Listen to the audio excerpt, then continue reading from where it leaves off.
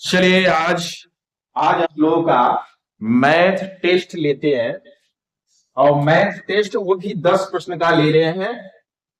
Class 10th में आप लोग हो तो चैप्टर 1 से लेकर चैप्टर 3 तक का है।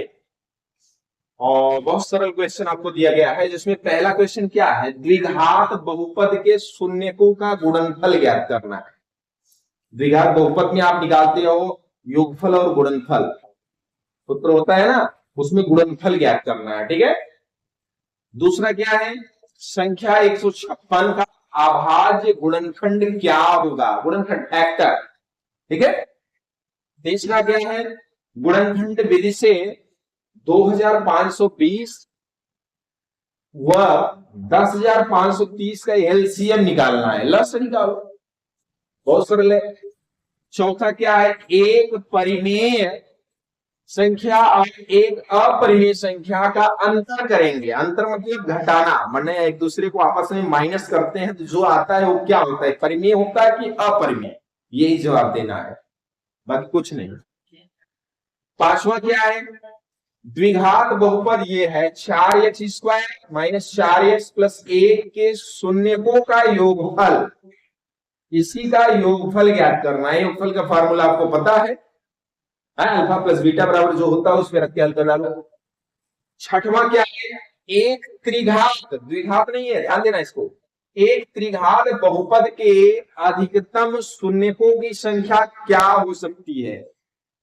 जैसे द्विघात में जब शून्य हल करते हो दो निकलता है, अल्फा और बीटा, लास्ट में 2x के बराबर वैल्यू निकालते हो, ऐसे ही त्रिघात में कितने वैल्यू निकलते हैं वो पूछा है कि शून्यकों की संख्या कितनी हो सकती है अधिकतर।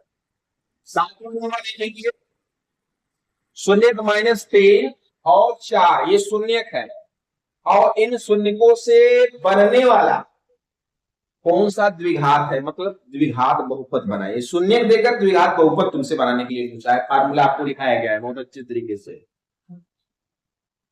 आठवां नंबर क्या है, समीकरण 3x प्लस 2y बराबर 6 तथा y बराबर अगर 0 हो तो इसका क्या हल होगा। क्या हल होने का मतलब है कि इसको जब हम इस पे रख करके हल करेंगे तो x की वैल्यू जो आएगी वो और प्लस ये दोनों एक साथ रख करके लास्ट में बता देना। पहले तो x की वैल्यू निकालोगे, इसको इस पे रखेंगे तो x की वैल्यू निकलेगी। जैसे निर्देशांक बतलाया जाता है, x को आगे कामा y को पीछे लिखते हैं, लास्ट में बता देना कि x से इतना हल है। ठीक है। कुल मिलाकर के आपको निकालना x का ही वैल्यू है, लेकिन बाद में हल बताना है तो दोनों को समूह में रखेंगे, भुज और कोटि के साथ, जैसे रूप में निर्देशांक के रूप में।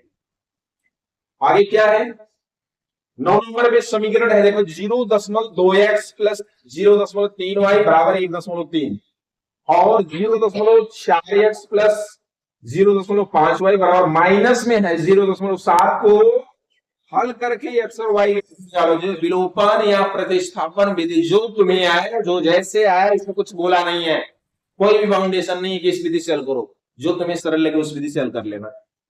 और 10 नंबर का क्वेश्चन बड़ा सरल है, आप पढ़े हैं, दो संख्याओं का योगफल अगर 85 हो, यदि इसकी बड़ी संख्या छोटी संख्या के 4 गुने से 5 अधिक है तो संख्याएं, यानी दोनों संख्याएं बताइए, वह दोनों संख्याएं हैं क्या। अब बड़े अच्छे तरीके से इसको सफाई के साथ अपनी कॉपी पे हल करें, यही आपका आज का टेस्ट है। ठीक है।